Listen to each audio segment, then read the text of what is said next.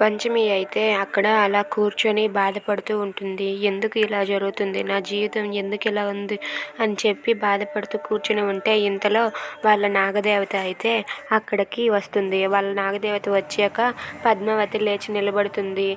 ఇక వాళ్ళ నాగదేవత అయితే ఇలా మాట్లాడుతూ ఉంటుంది. పంచమి, నువ్వు నాగలోకాన్ని విమర్శించావు, నాగలోకానికి ఇంత ద్రోహం చేస్తావు అనుకోలేదు. ఇక నీ బాధ్యతని మేము తీసుకుంటున్నాం. నువ్వు ఇక పాముగా మారి మోక్షను చంపవలసిన అవసరం లేదు.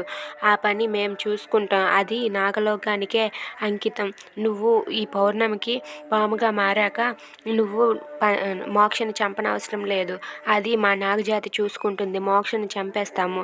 అలాగే నువ్వు పాముగా మారితే నిన్ను ఇంకొకరు చిత్రహింసలు పెట్టి కొట్టి చంపేస్తారు. నువ్వు కూడా చనిపోతావు.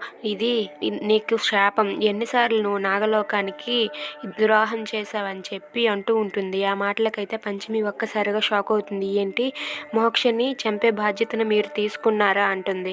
అవును, మోక్ష చచ్చిపోతాడు. ఎలాగైనా సరే ఈ పౌర్ణమికి నాగలోకం చంపేస్తుంది అని చెప్పి అంటూ ఉంటుంది. ఆ మాటలకైతే పంచమి ఒక్కసారిగా షాక్ అయ్యి కంగారు పడిపోతూ ఏడుస్తూ ఉంటుంది.